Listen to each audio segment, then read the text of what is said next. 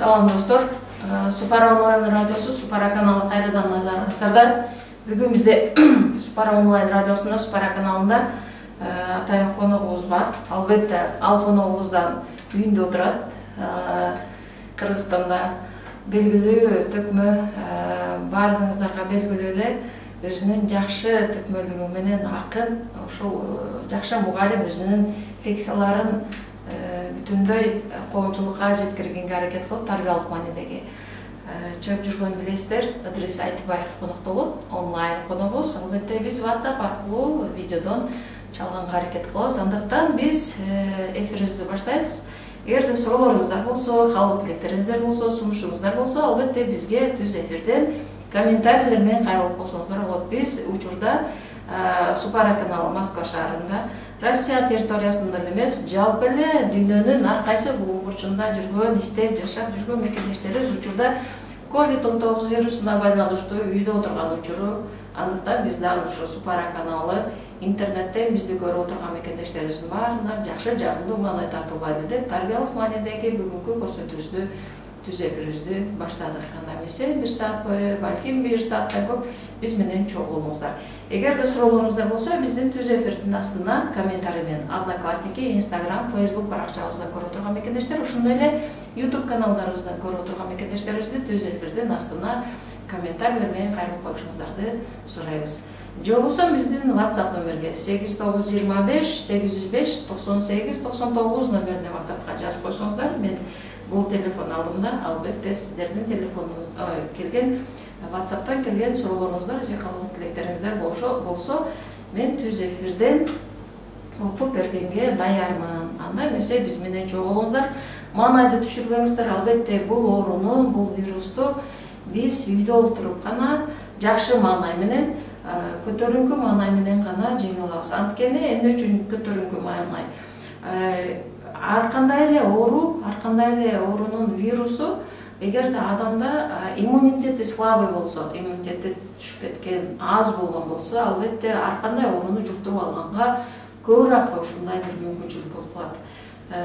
Ошондуктан канчалык сиздер маанайды көтөрүп, жакшы кинолорду көрүп, көңүлдүү жүрсөңүздөр, иммунитет көтөрүлөт, көбүрөөк күлгөнгө аракет кылыңыздар, жакшы маанайды алып жүргөнгө аракет кылыңыздар. Ошондуктан биз жалпыңыздарга жогорку маанайда жүрүшүңүздөргө тилектешпиз. Анда эмесе мен учурдан пайдаланып, бүгүнкү биздин коногубуз Идрис Төкмө акын Идрис Айтбаевка байланышка чыкканга аракет кылайын.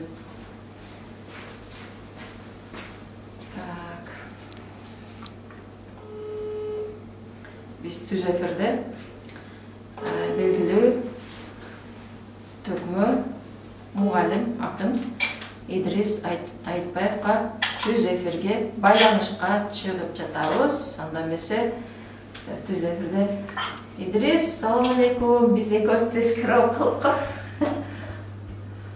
Бул жагынан билип алсаңдар, мен настройкасын коюп алдым да.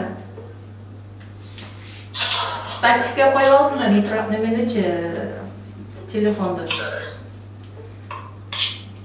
Сиз түз эфирдесиз, кандай отурасыздар? Десол кандай?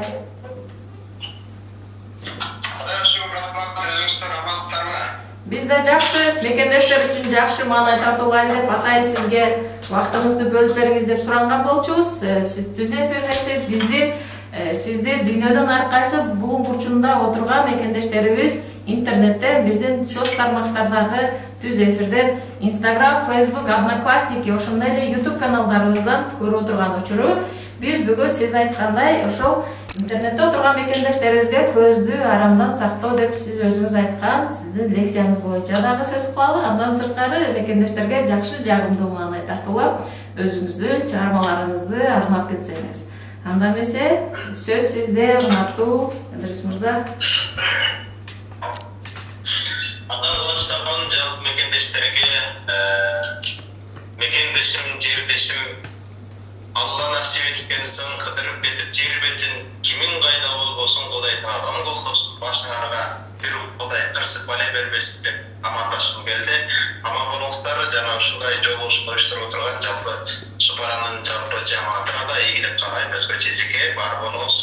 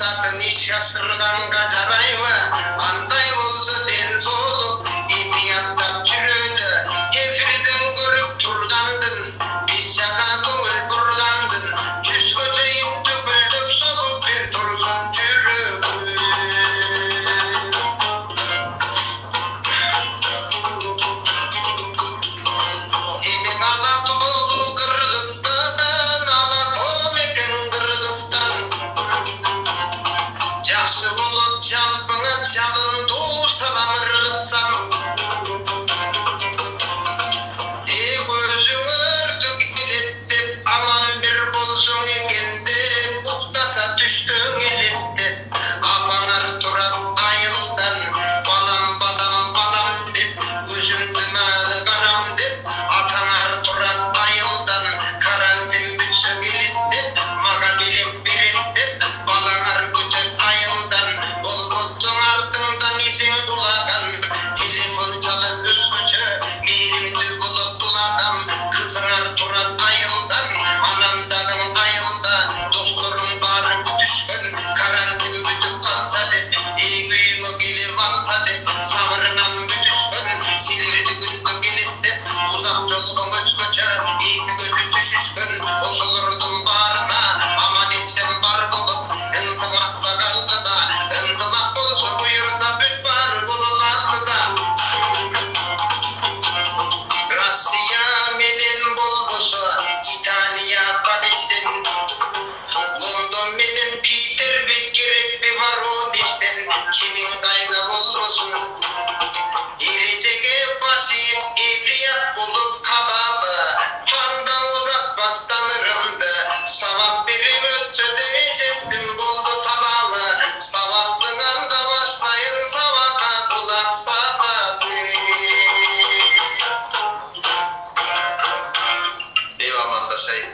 Рахмат, Идрис. Мына бизде бир канча мекендешибиз уже көрүп баштады. Лайктарды басып, атайын сизге басылган лайктар. Биз андан ары эфирди улантып, өзүңүздүн ошол жанагы башка эле балким жалпы эле мекендештерибизге керек болуп аткан үйдө отурганда, интернетте отуруп, ар кайсы сайтка кирип же ар кандай нерсени көргөндөн көрө ошол өзүнүн көзүн арамда сактаганды кантип ошо үйрөнүш керек, ошол тууралуу сөз кылсак, анда сөз сизде кайрадан. Рахмат чоң, урматтуу мекендештер, келиңиздер бүгүнкү күндө эң бир керектүү бир теманын биринде кеп козгонгум келди. Анткени элдин баары бүгүн интернетте отурат. Андыктан ушул темага биз менен биргеликте алыстабай кулак салсаңыздар, мүмкүн болсо үй бүлө мүчөңүздөр менен бирге көрүңүздөр. Жаныңыздагы шериңиздер, алдыгы квартира бөлмөдөгү бөлөк эле телефон менен бөлөк нерсе көрүп аткан шериңиздер болушу мүмкүн. Ошолордун баардыгын чакырып, биргеликте ушул сабакка кулак салып, жан дүйнөгө бир руханий азык алып алсак жакшы болмок. Анда мекендештердин баардыгына мекенден Алла Тоодон жалындуу, сагынычтуу салам. Ата-энеңиз, үй бүлө бир туугандарыңыздын башына башты бийик көтөрүп, мындай бир сыймык менен баскыла, анан өзгөчө Алла Тоодон алыс жүргөн ар бир мекендештерге айтарым, Алла Тоодон алыска кетерден мурун, Алла Тоодо жүргөн кезиңизде Азаматтын уулу Бекболоттун кызы Нурболоттун баласы болуп жүргөнсүз. Муну Алла Тоодон кеткенден кийин Россияда, Германияда, Италияда, Японияда, Кореяда кайсы жерде болбоңуз, сиз ал жерде Азаматтын уулу эмессиз, Азаматтын кызы эмессиз. Сиз ошол жерде жүргөн учуруңузда сиз эми Алла Тоонун уулусуз, Алла Тоонун кызысыз. Ошондуктан ар бириңиздерден суранам, кылып аткан ар бир ишиңиздер түздөн түз Алла Тоого алкыш катары кетет, же Кудай сактасын Алла Тоого каргыш катары кетет. Ошондуктан мекендештердин баардыгынан суранам, түз жүрүңүздөр, ошол жүргөн жердин мыйзамына баш ийиңиздер, эрежесине баш ийип эhtiyat болуп жүрүңүздөр. Жана бизде ушундай сөз бар, патриот дегенде калпакты башка кийүүнү патриот деп ойлонот экенбиз. Жок, патриот деген киши ал өзүнүн жүргөн турган жеринде башты бийик көтөрүп, жүргөн турган элине, жерине уят кылбай тургандай бир эмгек кылууну патриоттуулук дейт. Ошондуктан патриоттуулук темасында сөзүмдү сиздерге бир демгүч болсун деп гана айтып отурам. Ар бириңиздерден суранам, барган турган жериңиздерде Алла Тоонун кызысыз, Алла Тоонун уулусуз, ошону унутпаңыздар. Жана мекенге алкыш алыңыздар, бирок мекенге каргыш алып бербеңиздер. Ата-эненин эл караган жүзүн жери каратпаңыздар. Анда кириши көз. Адам баласында көз нематы бул ааламды карап, ибрат алып, Аллах Тааланы таанып билүү үчүн берилген. Кулак нематы муну да айлананы угуу аркылуу, Аллахтын Курандагы аяттарын угуу аркылуу жакшы жакка колдонуу үчүн берилген. Жүрөк нематы илим жана зикир менен биргеликте бул дүйнөгө эмне үчүн келгендигин көзөмөлдөө үчүн берилген. Адам денесинин толку боюнун бүтүндөй азыктап, кандарга бүтүндөй функцияны жеткирүүдөгү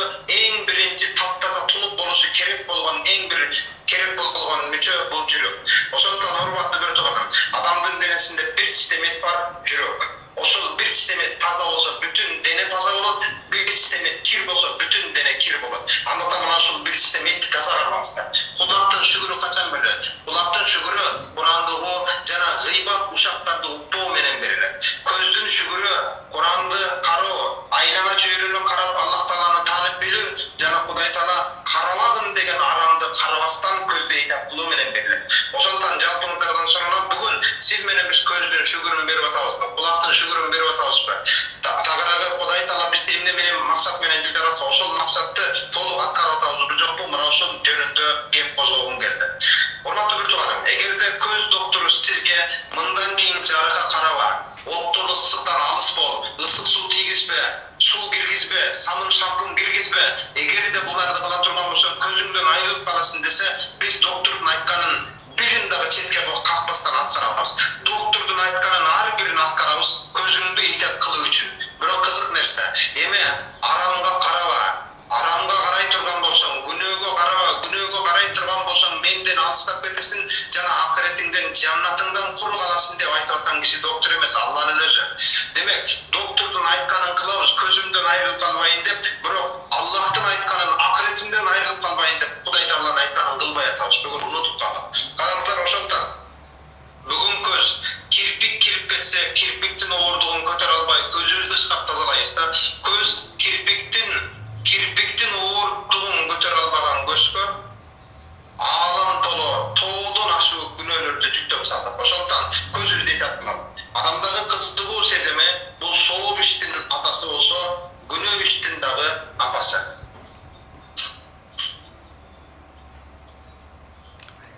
Байланыш бир аз начар болуп калып атат, угуп атасыздарбы? Ооба, угуп атат, бүт баардыгы угуп. Сизге калоо тилектерди жазып атат. Мен учурдан пайдаланып калоо тилектерди айта кетейин анда. Улар Эргешбаева деген биздин эжеке жазаттыр. Ошо Facebook паракчасына көрүп отургандар. Салам алейкум дейт. Москва шаарынан нур төгүлгөн кыргыз элине ысык салам. Супара каналына чыгармачылык ийгилик дейт.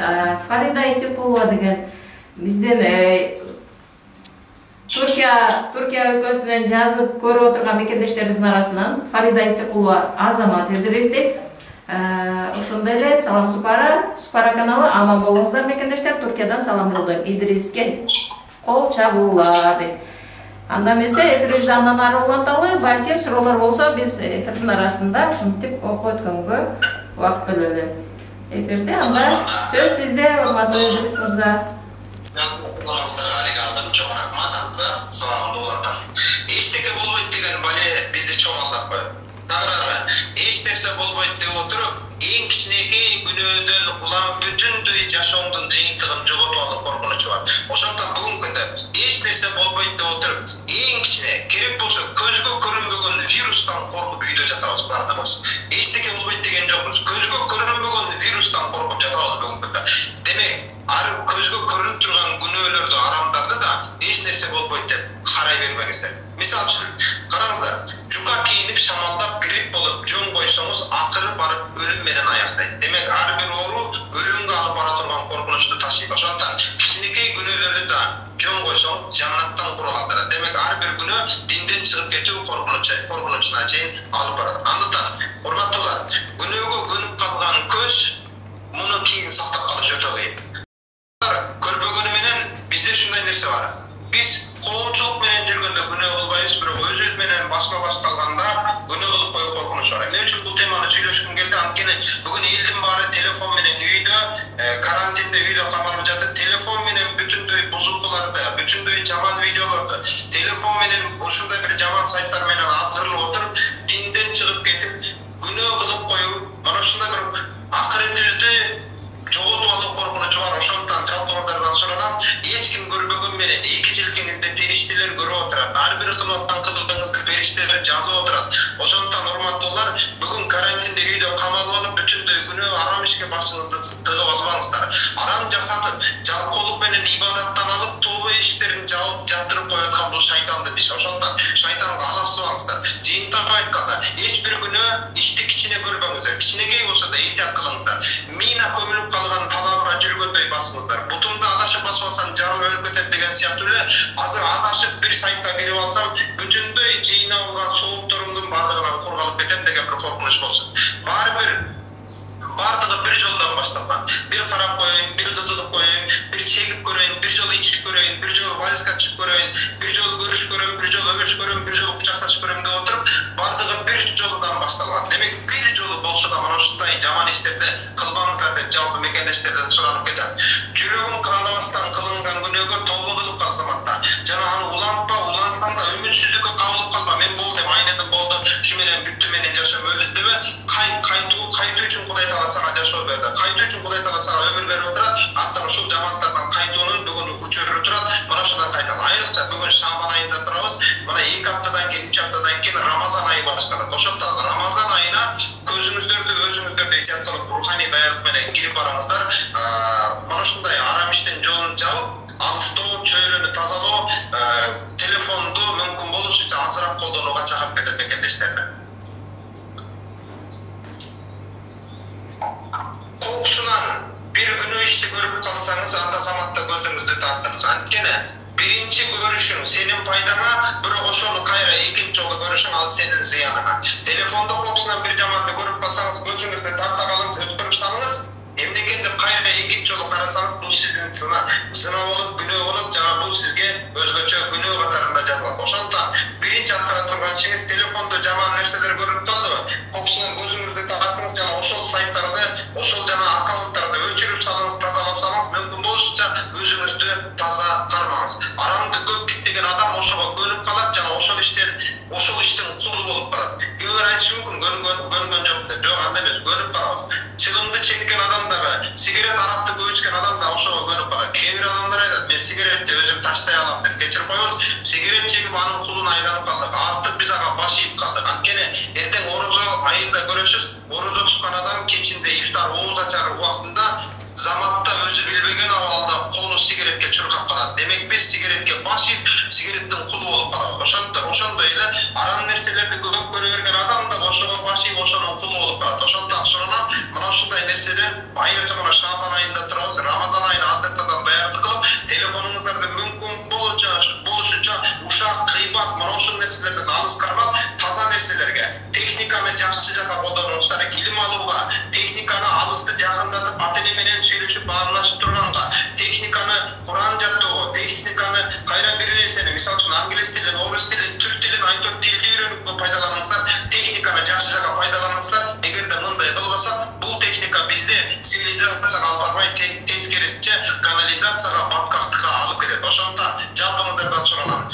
Уят нерсени көп көрө берген адам эч нерседен уялбай калат. Уят пердеси чыртылгандан кийин адамга баары бир. Жакшы жаманды ылгамай карай берген адам, көзү анам менен адамды ылгамай карап көнүп калган кишиге бутуңдун учун кечке карап жүрсөң приз берем десем ошону да эте албай калат эми. Ошондон жалпыңыздардан суранам, өзүңүздөрдү арам күнөөдөн эhtiyat кылып туруңуздар. Азыр коронавирустан улам ааламды пандемия апаат каптап турган кезде, демек ушунча миңдеген адамдар өлүп атса, ушу өлүмдөн ибрат алып, жанымдагы адам өлүп атат деп ушу өлүмдөн ибрат алып, өзүбүзгө келиштин ордуна өлүм болуп атса, астанага ажал аттап келип атса да, арам менен, күнөө менен көмүлүп аткан адамдар абдан көп экенбиз. Ошондон суранам, урматтуу мекендештер, келиңиздер, көнүп калган көздү кайтаруу кыйын. Каршыдан чыккан баягы каршы жыныстагы адамды, аял болсо эркекти, эркек болсо аялды карамайынча тура албай калат экенбиз. Мына ушундай адатты кылбаңыздар суранам. Мына ушул учурдан пайдаланып, амалдар ниетке жараша, чылымдын түтүнүн жыттаган адамга аябай көп зыяны тиет. Чылымды чеккен адамга 20% зыян тийсе, чылымдын түтүнүн жыттаган адамга 80% көбүрөөк зыян берет. Демек, мына ушундай чылымга караганда, сигаретке караганда арак коркунучтуу азыркы учурда, аракка караганда наркотик коркунучтуу, наркотикке караганда интернеттеги уят, бузугу, порно, коркунуч видеолордун бардыгы бул наркотиктен дагы, арактан да, сигареттен дагы, керек болсо коронавирустан дагы эң чоң коркунуч мына ушул интернеттин ичиндеги уят, апааттар коркунуч. Ошондон жалпы мекендештерден суранам, арам менен адалды ылгабай көрө берген адамдар уже күнөөгө да көнүп кала берет. Ошондон мына күндө караңыздар, бизге ушундай акылды булгаган эфирлер пайда болду. Акылды булгаган нерселер маданиятка айланып кетти. Кыз менен эркектен валиска түшүшүп биз маданият деп калдык. Акыры коңгуроодо маданияттуу болсоң деп мондай ачык-чачык кийинүүнү маданият деп акылыбызга сиңирип койду. Чындыгында булар маданият эмес, булар арам, булар күнөө. Ошондон жалпы мекендештерден суранам, мына ушундай нерселерден эhtiyat болуңуздар.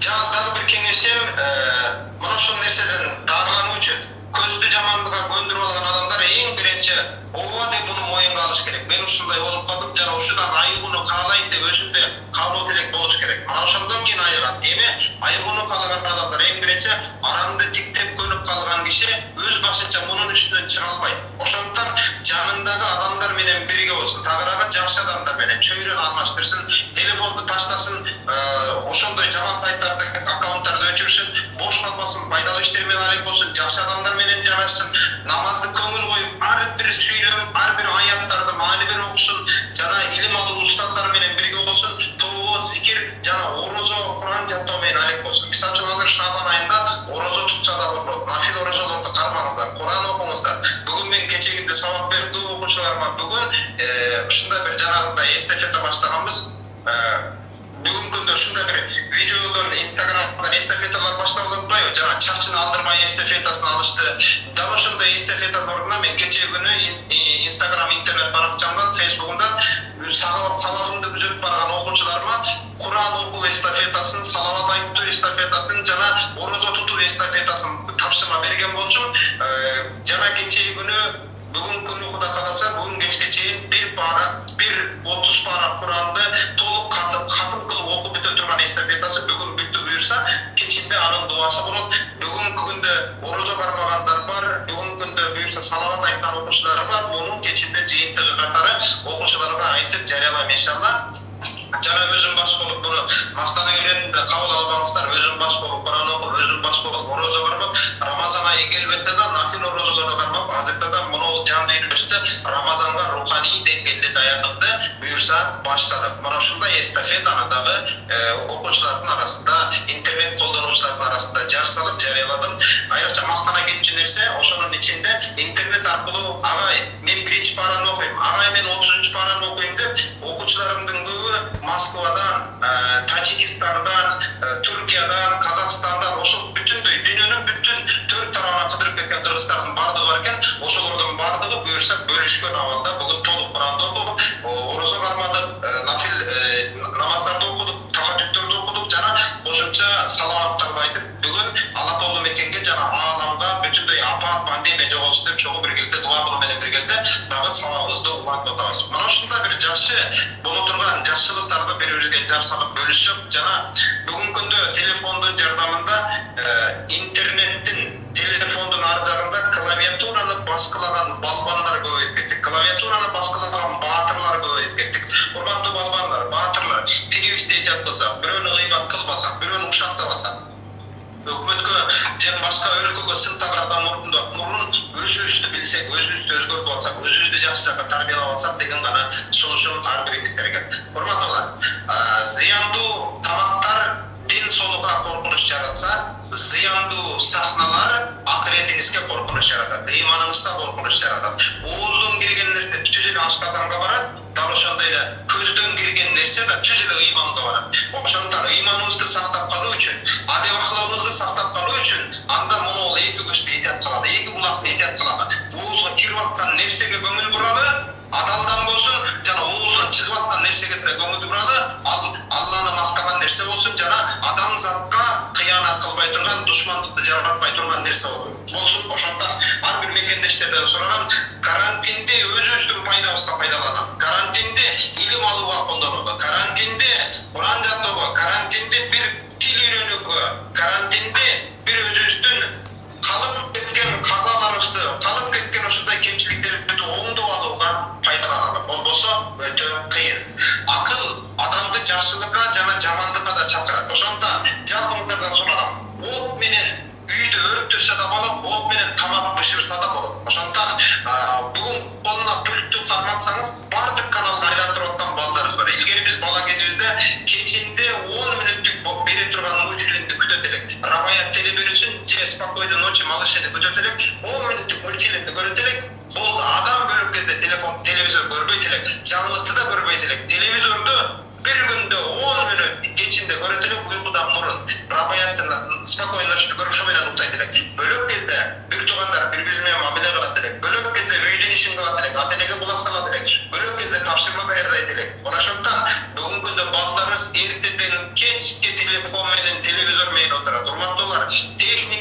içine balabızды киргизип, пакеттин içine başı менен батырып коюп, анан өзүбүзчө кыйраттык деп отурабыз. Ошондон жалпы карантиндеги ата-энелерге кайрылам, балдарыңардын колундагы телефонду мынандай интернеттин жардамында мугалимдер менен болуп аткан сабак учурунда гана бериңиз, бөлөк кезде алып коюп балдар менен көбүрөөк баарлашып, балага мээрим берсең, анткени канчалык мээрим алган баланын ошончолук мээси жакшы иштейт. Телефон менен көп араксыган бала эч кандай ийгилик жарата албайт, тескерисинче көбүрөөк коркунуч жаратып коет. Кыйынчылык, жаман, бузукулук жолдорго кирип кетүү коркунучу бар. Жалпыңыздардан суранам ата-энелер, балаңыздарды контролдоп багытын буруңуздар.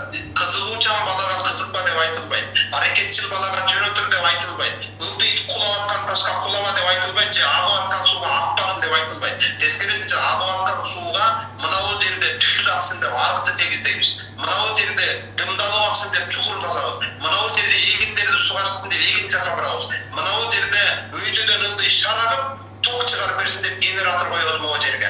Дал ошондой сууну контролдогондой ата-энелер баланы да контролдойт. Мынабу жерде тапшырма аткарсын. Мынабу жерде мага жардам берсин. Балдарыбыз бүгүнкү күндө 20 жаштар, мурда 20 жаштан ашкан киши зына кылып коюу, күнөө кылып коюу коркунучу бар эле. Азыр 20 жаш эмес, 10 жашар балабыз телефондун, интернеттин жардамында күнөө кылып атат. Урматтуулар, ошондон жалпыңыздардан суранам, балдарыбыздын эрте балага жашына жетилүүсү, эрте күнөө иштерге кирип кетүүсүнүн эң негизги себеби мына ошол интернет, чегара билбеген, контролду билбеген интернеттин жардамында болуп атат. Ошондон жалпыңыздардан суранам, балдардын көзөмөлүн колго алыңыздар, болбосо өтө кыйын болуп кетет эртеңгиш. Балдардын көзөмөлүн күчөтөлү, өздөрүнүн акылын иштетсин. Башка ошол интернеттин ордуна альтернатива башка жакшы нерселерди сунуштап берсек жакшы болот буюрса. Урматтуу жамаат. Рахмат, чоң Идрис мырза. Бул жерде мен комментарийлер бар экен, окуп өтөйүн. Сиз канча отурмуз? Бул жерде мекендештерибиз сизге жакшы каалоо тилектерди жазып атат.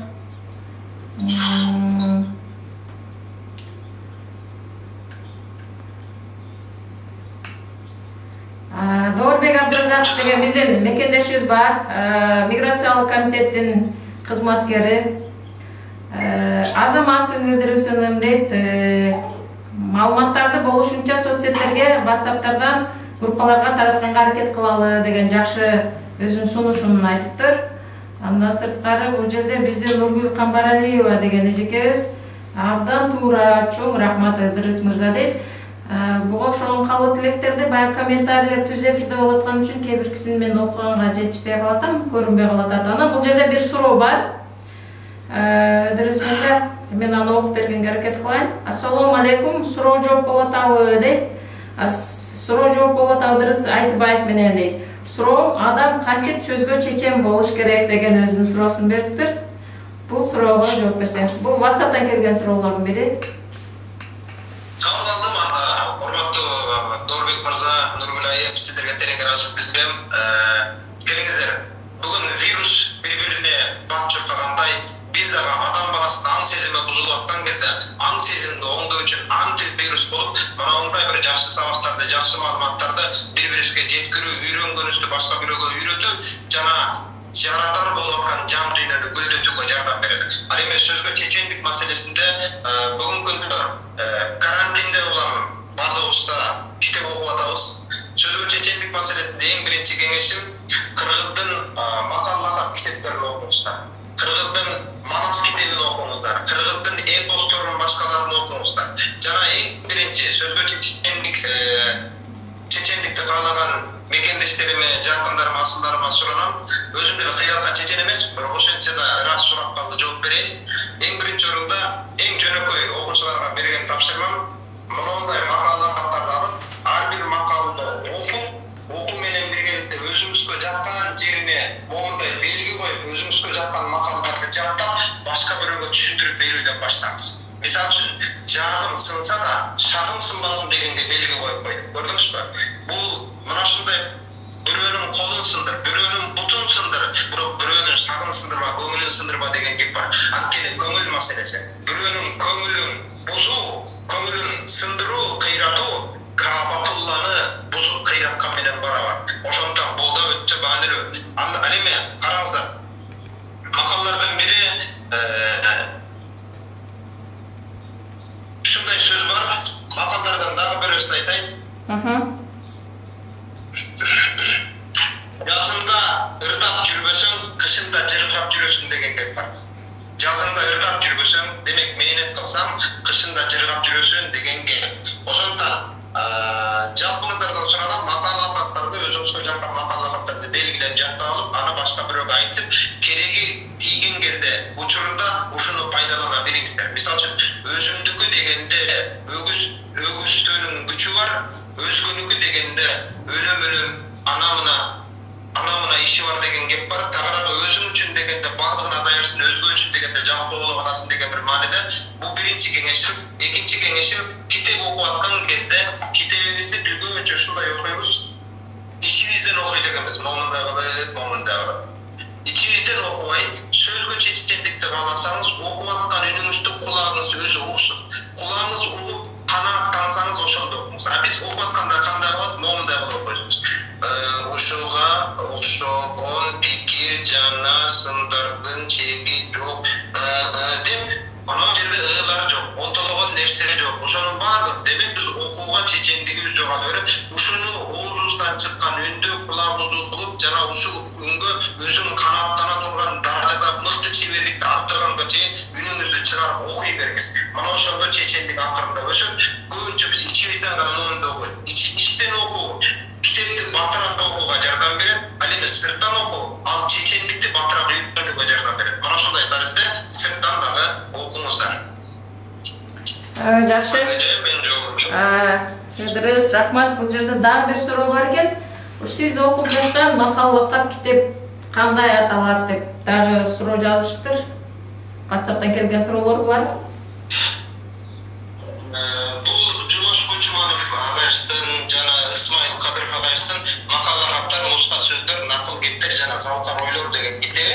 Эми азыр карантинде бул китепти таппай калышыңыз мүмкүн. Бирок карантинде телефонуңуздун ичинде Play Market'тен кыргыздын макалалары деген атайын программа бар. Ошол программаны өзүңүзгө түшүрүп алып, көчүрүп алып, жана макалалардын баардыгын четтен окуй бересиз. Өзүңүзгө жакканын телефонуңуздун өзүндөгү эле запись бар, нот деген жана программа бар. Ошол записке жазсаңыз болот, көчүрүп алсаңыз болот. Жана макалалардын өзүнүн үстүнө басып, анан ошол жерде копия кылып эле кайра запискага нот өзүңүздүн баракчаңызга ошол жака көчүрүп алып, ушундай тартипте өзүңүзгө жаккан макалдарды жаттоо жана башка бирөөгө айтып берүү менен аракет кылсаңыз. Чечендикти өстүрүү жана ораторлукту өстүрүүнүн дагы бир жанагындай бир жолу үйрөнүп аткан нерсебизди, угуп аткан нерсебизди жазып калуу менен бирге башка бирөөгө айтып берсек, ошондо 90% маалымат өзүңүздө. Рахмат. Идрис мырза, рахмат. Бул жерде сизге дагы бир суроо жазыптыр. Биздин Гүлнара Тогонбаева деген ырчы эжекебиз бар, билесиз. Башка өлкөлөрдө дейт, чет өлкөлөрдө, кээ бир өлкөлөрдө соцсеттерде балдарга жаш 16 жаштан кийин катталууга мыйзам түрүндө мүмкүнчүлүк берилет экен. Ага кандай карайсыз деген ушундай өзүнүн суроосун бериптир. Гүлнарчиге чоң рахмат. Бала кезинде сиздин чыгармаларыңыз менен чоңойдум. Маданият айдынын дагы Ала тоонун башында төрөлгөн жаркын бир жылдыз эжекебизди билесиз. Сиздерди эңсетип сахнадан көрүп бүгүн идея алган, бүгүн өзү сахнага кадам аттап келдик. Мурдалары чындап айтайын, адамдардын бардыгы сахна адамына карап жүзөнөт элек. Сахнадагы кишилерге карап, мынандай болсом деп сахна адамын идеал карбайт элек. Бүгүнкү күндөгү сахна адамдарынын деңгээли көрөрмандардын деңгээлине түшүп барат. Көрөрмандардын деңгээлине түшүп кеттик. Тилекке каршы кийинде мен да корком, уялам. Кандай эле бүгүн биз ошол Гүлнара эжекелерди, Саламат эжекелерди, мисалы үчүн ошол эле эстебес Ашекен, Жеңишбек аалы ушул сахнадагы устаттарыбызды көрүп чоңойдук. Бирок бүгүн бизди көрүп чоңоюп аткан жаштарга өрнөк боло атабызбы жок деген суроону ар бир маданият кызматкери өзүнө дайым берип жүрсүн. Эгер сахнада башка бирөө өрнөктүү болбой атса, анда сахнаны таштап жөнөкөй эле жаран катары талаада кетмен көтөрүп жүрсүн дегим келет. Ал эми суроо бул жерде башка өлкөлөрдө 16 жашка чейинки балдарга интернет телефонду карматпоо маселеси бул дагы эң туура чечимдин бири деп кабыл алам. Анткени 16 жашка чейинки деген бала бул мындайча айтканда 10 класска жетелек бала деген сөздө 10 класска чейинки бала эң жакшы мектептеги илим билим менен жана таалим тарбия менен машыкса көбүрөөк болот. Ал эми 16 жаштар өткөн бала 17 18-деги бала артык уже интернеттин сырын үйрөнүп аалам менен байланышып жана ала тоодон ааламга кадам аттап айнала чөйрөдөгү өнүккөн өлкөлөрдөгү ийгиликтин бардыгын алып келип өзүнүн өлкөсүнө салымын кошконго пайдасы тийсин. Ошол үчүн 16 жаштан 17-18 жашка өткөн бала аздыр көптүр өзүнү контролдой ала турган деңгээлге жетип калган бала деген бир маани пайда кылат дагы. Бул интернетте өзүн контролдой алат, демек өзөмөлдөй алат деген бир коркунуч анчалык коопту жаратпашы мүмкүн. Мындан ал эми жаш балдарга жөн койсоңуз ал жалпы болуп кетет, жалпылыктын айынан аңкы болуп кетип бир сөзгө түшүнбөй турган даражага пайда алат. Мен кабай дерем, бүгүн Кыргызстандагы интернет бизге интернетти жайып берип аткан жалпы ошол провайдерлер, компьютерщиктер, айтишниктердин баарынан суранып берем. Ошол интернеттин ичиндеги бузуку сайттардын бардыгына, жаман сайттардын бардыгына Кыргызстан боюнча чектөө коюп жабып салса жакшы болмок деген гана сунушумду айталам. Рахмат, Идрис. Бир дагы суроо бар экен. Жана сиздин айткан сөз боюнча кичинекей балдарды жанагы интернет эмес, башка альтернативаларды колдонсоңуздар болот деген суроо сунушта айткансыз. Ушул башка альтернативаны кайсы альтернативаларды айтасыз деп WhatsApp'тан жазышыптыр. Бүгүн телевизордо карасаңыздар 18+ деген каналдар пайда болду, кинолордун өзүндө. Демек, алдын ала белги коюп койду. Үй бүлө менен болот деген белгилерди коюп койгон. Балдар менен көргөнгө болбойт деп алдын ала белгилерди коюп койгон. Ушундай белгилер коюу менен биргеликте тескерисинче ошол адамдарды толугу менен булгап. Мисалы үчүн үй бүлө менен чогуу отуруп көрө турган мультфильм жок, керек болсо мультфильмдердин өзүндө ачык сахналар, бири-бири менен урукчакташкан өбүшкөн сахналардын бардыгы мультфильмдин өзүндө бар. Ал эми бүгүнкү күндө чыгарылып аткан мультфильмдер идеологиялык багытка көзөмөлгө алынган жок. Бүгүнкү күндө чыгарылып аткан мультфильмдер баланын таалим тарбиясы жөнүндө ойлонуп аткан күчтүү психолог, педагогдор иштеп жаткан жок ал мультфильмдерде. Мультфильмдерде компьютерде жанагы мультфильмди жаратууга башы жеткен адамдар гана чыгарып атат. Бирок бул мультфильм жыйынтыгында адамдардын таалим тарбиясы, психологиясына кандай таасирин берет деген бир суроо жооп менен психологдор, идеологдор, педагогдор ошол мультфильмдерди көзөмөлгө алып аткан жери жок. Маша Медведь мультфильмди көрө берген балаңыз Машадай кайсар болуп чоңоюп атат. Ошол эле учурда жалпыңыздардан суранам, ошо альтернатива деген маанисинде мындай нерсе бар.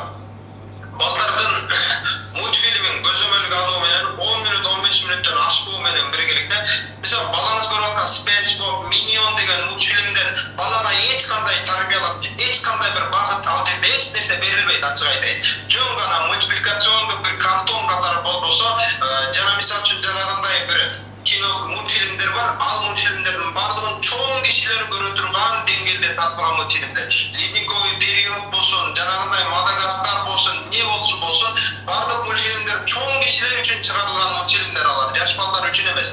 Балага тарбиялык багыттагы мультфильмдер коюңуз. Алар кандай жөнөкөй өзүнүн керемет көчтү көрсөтүңүз. Болбосо жанагындай Даша деген Даша ищет приключения, ушундай сыяктуу жана тамгаларды интеллектуалдык деңгээлде үйрөткөн гана мультфильм көрсөтүңүз. Аны дагы 10 мүнөт, 15 мүнөт, 20 мүнөттөн ашпасын, андан кийин болду бала менен китеп окуйлу. Балаңыз окуган китепти сизге түшүндүрүп берсин. Чыгарманын ичинде жашат. Биз чыгарманын ичиндеги каармандар менен Тимур Элигей Султанмураттар менен жашадык, Алтынайлар менен жашадык чыгарманын ичиндеги. Тимурлар менен Айдарлар менен жашадык. Бүгүн балдар чыгарманын ичиндеги эмес, телефондун ичиндеги игра оюндар менен жашап, ошолор менен жатып атат. Ошондон альтернатива катары карантиндин учурунда бир гана кеңешим бере алам. Альтернатива катары балдарыңызды телефондон, телевизордун ордуна чыгарма окуп берүү, окуганын сизге түшүнүп айтып берүүгө өтүңүз. Андан ашпарасы окуй берип зерип кетти, эмне кылайын? Окуй берип зерип кетсе бала менен чогуу жанагындай бир физикалык кыймыл аракеттерде оюн зоопторду кылыңыздар, бири-бириңизге менен баалашыңыздар, маектешиңиздер, жана белгилүү саатты чектөө менен техникага коюңуздар.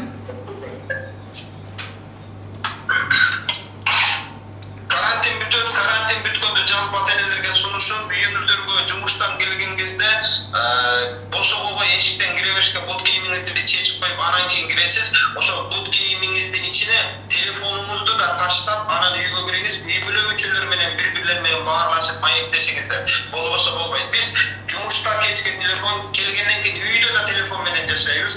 Жатканда да телефон менен жатабыз. Бири-бирибиз менен мамиле кылып жатыштын ордуна телефон менен жашап, телефон менен жатып атабыз. Ошондуктан азыр карантинде айла жок телефон колдонуп атабыз. Макул да бирок чегара менен колдонобуз. Карантин бүткөндөн кийин эртеден кечке жумушуңда интернеттин ичинде жашасаң жаша. Бирок үйгө келгенде үйүңүздөрдө телефон, интернетти баарын жыйнап коюп, үй бүлө мүчөлөр менен баарлашып, үй бүлө мүчөлөр менен маектешип, балаңызга татыктуу ата энелик милдетибизди аткаралы деген гана сунушумду бергим келет. Жакшы, рахмат Идрис. Бул жерде дагы мекендештерибиз ушу кабыл тилектерди жазып атат. Ассаламу алейкум Идрис агай, жана Мадина эжеке деп Марс Орозов жазыптыр. Жакшы сөздөр болуп жатат. Суроом бар эле. Соцсеттерге анекдот жазса болобу деп ушундай бир өзүнүн суроосун бериптир. Бул биринчи суроо болду. Мен эки суроону бир окуп айтып кете берейин. Идрис Айнаш Козубаева деген Москвада биздин ушул кыргыздардын ошо театрын ачкан, Аян театрын ачкан эжекебиз бар. Кутман Идрис мырза, жаштарга, чоңдорго деле үлгү көрсөткөнүңүзгө терең ыраазыбыз. Фанатизм деген ар тараптуу түшүнүккө кандай карайсыз деген суроосун бериптир. Ушул эки суроого жооп берип өтсөңүз. Чоң рахмат. Биринчи суроо анекдот тамашадан улам келди. Тамаша барып өзүнүн чындыгына тартып кетет. Кайталап айтам. Тамаша барып өзүнүн чындыгына тартып кетет.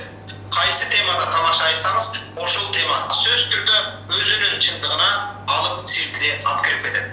Ошондуктан тамашаны чындык болсо, тамаша чындык болсо дагы, тамаша айтып атканда ошол тамашаны уккан адам таарынып калбай турган, капа болбой турган деңгээлде болсо жаратыңыз. Бирок биздикилер бүгүн тамаша дегенде бирөөнүн үстүнөн гыйбат кылуу, ушаттоо деген темага өтүп атат. Мисалы үчүн кечегинде министр 3 апрелде дейт, 33 апрелде балды адашып кетти. А биздикилер баракчаларыбызда кандай анан 33 апрелде күтүп отурасыңар деп смайликтер менен ушудан тамаша издеп атабыз. Бул сенин жазган тамашаңа ошол министрдин өзү укса, өзү көрсө сенден капа болуп таарына. Демек бул тамаша эмес. Ошондуктан бул тамаша эмес. Бул бирөөнүн кемчилигин айтуу менен биргеликте бирөөнү гыйбат кылуу, бирөөнүн акчасына кирүү, агырагы бирөөнү тирүүлөй этин жегендей арам деген маанини алып келет. Демек бул жерде тамаша эмес, бул жерде арам күнөө бар. Ошондуктан жалпыңыздардан суранам, тамаша кылган, жараткан тамашаңыз эч кимдин көңүлүн дилин оорутпасын. Мана ошондо тамаша чыгарсаңыз болот. Ал эми Айнаш эжекебиз фанатизм темасында суроо берди. Эң бир туура бир суроону бердиңиз, Айнаш эжеке. Мындай нерсе бар. Көчөдө бузулган адам мечитте оңолот. Бирок мечитте бузулуп кеткен адам эч жерде оңолбойт. Тагыраагы мечитте бузулган адам. Булар кандай? Мана ушулар фанаттар. Фанатизмдин айынан эмне деген кырсык балекеттерди жаратып койгон. Жалпыңыздардан суранам, фанаттык кылбоо керек. Ашыкча берилип кетпөө керек. Анткени муну хадисте да чектеген, аталарыбыздын макалдарында да чектеген. Бирөөнү өтө көп ашыгып сүйбө, bir күнү душман болосун. Бирөөнү өтө көп жаман көрө бербе, bir күнү достошуп калганыңда душман болосун, кайра уялып каласың деген бир маани. Ошондуктан ар бир нерсенин өзүнүн чеги бар, ошол чектен ашып кетпөө керек. Ашыкча фанат болбоо керек. Бул өтө маанилүү нерсе. Жакшы, урматтуу биздин ошо Facebook колдонуучуларыбыз өзүңүздөрдүн суроолоруңуздарга туура жооп алдыңыздар деп канааттандырабыз, жооп алдыңыздар деп айта кетели. Андан бул эфирди уланты, бул жерде дагы да болсо талап тилектер, сунуштар, суроолор бар экен. Окуп өтөйүн. Гүлнара Тойгонбаева эжекебиз дагы жазаптыр. Маданият ишмерлери жөнүндө туура пикир айттыңыз. Балдарга терс тарбия берген жаман сайттарга чектөө киргизилсе деген ойго толугу менен кошулам. Диснейдин мультфильмдери боло берсин эми. Болгону балдарга көргөзүлүп жаткан ТВ контентти психологдун элегинен өткөрүү керек деген өзүнүн жакшы сунушун айттыр. Интервью кызыктуу өтүп жатат. Чоң рахмат силерге деп Гүлнара Тойгонбаева эжеке жазып атат. Рахмат Гүлнара эже, сизге да биздин эфирди көрүп отурганыңызга Марс Орозов агабыз жазаптыр. Чоң рахмат деп ушу өзүнүн суроосуна жакшы жооп алгандыгы үчүн. Андан эмесе биз андан ары эфирди уланты. Бул жерден Ушу дагы бир суроо бар экен, мен окуп өтөйүн, Ыдырыс мырза. Эгерде дейт жаш балдарга телефондон жана мультик көрөм деп мультик коюп атабыз дейт. Анан бирок ошол менен муну өзүм бир канча жазып туруп, кыскартып айтканда мультфильмде кантип чектесем болот, телефонду талашып эле мультик көрө берет дейт. Урматтуу жамаат, бул телефон деген балаңыздын биринчи наркотигине айланып калат. Адамдар сигареттен утула албаган сыяктуу бүгүнкү күндө балдарыңыз телефондон утула албай калды, интернеттен утула албай калды. Илгери бири-биринин үйүбүзгө келгенде амандашып чай пайың барбы дейт элек, азыр бири-биринин үйүбүзгө келип суктандашып интернет вайфайың барбы деп жашап калат. Урматтуу жамаат, телефон, интернет балаңыздын эң биринчи наркотигине айланып калды. Улумун сигареттен, арактан утула албай, ошонун баягындай бир башы уруп, ошого баганып калган сыяктуу бүгүнкү жаш муунда телефон, интернетке баганып калды. Садиктин баласына телефонду карматып койсоңуз, садиктеги балага сиздин керегиңиз жок. Ал кечке телефон менен отура берет, качан телефон өчкөндө же интернет, вайфай өчкөндө анан жаныңызга келет, ага чейин балага сиздин керегиңиз жок калды. Ошондуктан айтарым, урматтуу ата-эне, балаңыз телефонго көнүп калды, эмне кылыш керек? Көнүп калган баланы көнүп калды. Аны телефонду берип, ушунча минут берем, макулбу? Анан кийин өтө зарылмага, макул балам, 20 минут берем. Башында 40 минут колдонгон бала, 1 саат колдонгон бала, жарым саат берем, макулбу? Анан кийин ушинтип эстеп, ошол колдонуп аткан саатынан 10 минут ушинтип азайтып акырында анан алыңыз. Анан Идрис ага айтты деп эле шак бүгүн барып колунан жулуп албаңыз, балаңыз титиреп, ыйлап, терди тепкилеп, жон койсоңуз талма оорусунан пайда болуп, анан кийин психикалык өлүп калуу ооруканасына чейин барат. Ошондуктан элестетиңиз, эртеден кечке ушакташкан аялды бүгүн ушакташпа, сөз сүйлөбө деген өлүп барат ана аялдагычы. Анткени ушакташып көнүп калган. Ошондуктан телефон менен көнүп калган балаңызды акырындап азайтып, анан кийин көндүк колу менен колунан алууну сунуштайм. Жакшы, мына урматтуу мекендеш, бүгүн бизде Супара онлайн радиосунда, Супара каналында конокто Москва шаарында албетте биз студияда отуруп туруп эле баарыбыз үйдө болгонго байланыштуу онлайн маек курууну туура көрүп, кезекте учурда Төкмө акын мугалим биздин белгилүү ушул жигиттерибиздин бири Ыдырыс Айтыбаев конокто, онлайн конокто албетте өзүнүн жакшы кеп кеңештерин көздү арамдан кантип сактоо керек. Учурда баары интернетте отурганга байланыштуу ар кандай жаман сайттардан өзүн кантип сактаныш керек. Анын жыйынтыгы эмне болот деген ушул жакшы өзүнүн кеңешин берип атат. Сиздер менен ушу чогуу сиздерден келген каттарды, суроолорду, каалоо тилектерди жеткиргенге аракет кылып отурабыз. Андыктан дагы да болсо биз менен чогуу болуңуздар. Ыдырыс мырза, бул жерде бизге жазган дагы каалоо тилектер бар экен. Канекей Аттокурова баарыңарга жалпы салам деп өзүнүн каалоосун айтып өттү. Гүлнара Батырова деген биздин эжекебиз бар, билесиз, Гранат деген ошо Москвада ресторан иштетип келатат. Көптөн бери ресторатор нежелерибиздин бири. Өмүрүңүзгө Аллах береке берсин деп өзүнүн жакшы каалоо тилегин жазып өтүптүр.